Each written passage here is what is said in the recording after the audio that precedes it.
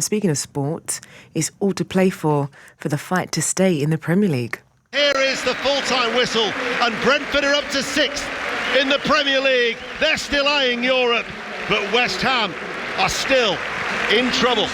Yes, they are. West Ham's 3-0 defeat to Brentford means it could be advantage Spurs in the bid to avoid relegation. They take on Aston Villa from 7 o'clock tonight. Now, if Tottenham do win this, they move out of the relegation zone. It's a huge game for them. Chris Cowlin, the host of the Spurs Chat Podcast, and West Ham fan Rhys Bayliss join us now. Chris, Rhys, good morning to you both. This is a really tricky situation for both clubs. And Chris, I'm going to start with you because I said advantage Spurs. Do you feel like you're in the driving seat now?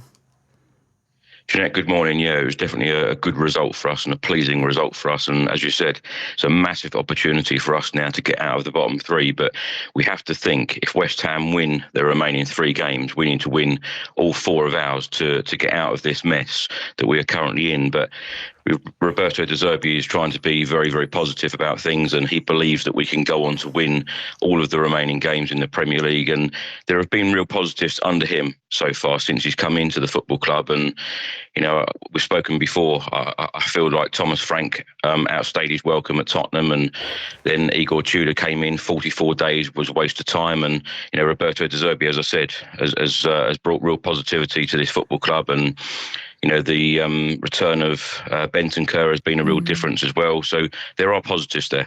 Yeah, but, you know, Chris, it just feels like there was just a series of poor decision-making, you know, from those at the top when it comes down to Spurs, to put them in this position.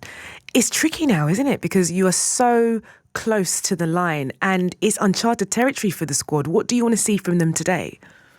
Yeah, absolutely. Like you said about the decision making, you know, I'm not being arrogant here. Spurs are not used to being in this position. We shouldn't be in this position with, you know, what we've got at the football club. But like I said, Thomas Frank should have gone a lot sooner. Igor Tudor was meant to be the firefighter, and, you know, that turned out to be an absolute disaster. But we've got to see this squad, this team perform today. It's a real opportunity. I don't think there's a better time to play Aston Villa, actually, in the course of the season, when this game is sandwiched in between the 2 Europa League games for them. So it's a real opportunity for us. Do you think they're vulnerable then? Do you think they're vulnerable, Chris, in terms of what their load is?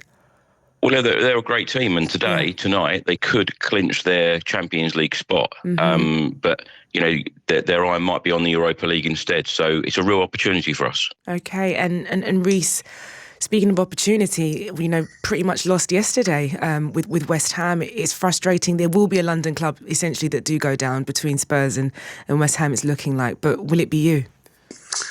Obviously, I hope not. It was a tough one to take yesterday. I felt we played quite well in the first half, even though we were a goal down. Penalty sort of changed the whole complex of the second half, and we were sort of chasing the game. There was obviously a couple of refereeing maybe issues that, you know, I felt that we could have had, but it probably does even itself out over the whole season. We had one last week with Everton, but it's going to be tough. It's going to be tough. I just felt if we could have got something from the game yesterday, even a point, even though I know if Spurs were to win, it would take them above us.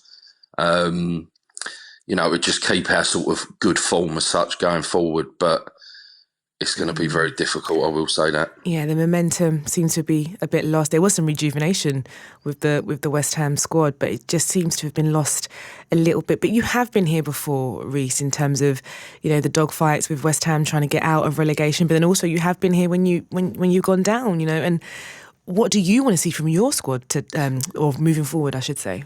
I think like every team, even in Spurs' position, you just want to see a bit of fight from the players. You know, they're all good players. They're all paid well. You know, I feel like under Nuno now we've got a bit more of, should I say, identity with how we're playing. It's the same team pretty much every week. Unfortunately, if we go down, whether it's us or Spurs, you've just got to look back and say we just haven't been good enough. It's not, you know, it's no fault of anyone's. If we just can't get the results, then, you know, unfortunately, that's what happens in the league. You go down. We've been lucky in some years where, you know, there has been a lot worse teams than us.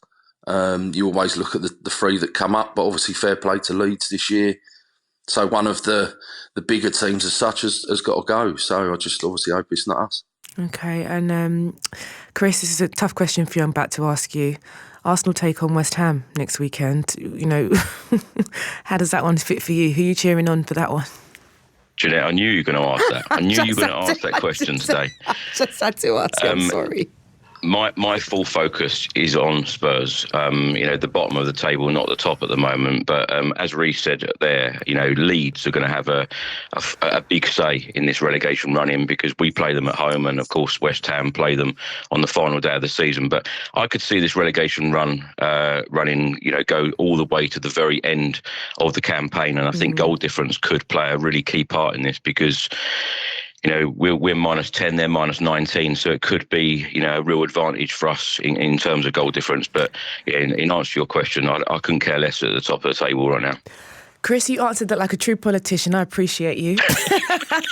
Chris you wouldn't Cowlin. expect any different. It's brilliant. Thank you so much. Chris Cowlin there, host of the Spurs Chat Podcast, and West Ham fan Reece Bayliss. Of course, we've got live commentary of Bournemouth against Palace, Chelsea, Forest and Hearts versus Rangers before the huge derby between Manchester United and Liverpool. That kick-off from 3:30 this afternoon. And 6:06 a bit later, so lots of football on the network for you this day. Yeah, very smooth sidestepping of that question there from Chris. Brilliant. Now, we keep telling you here on 5 Live, don't we, that it's a huge summer of sport. It's dominated by the World Cup, of course, for the men.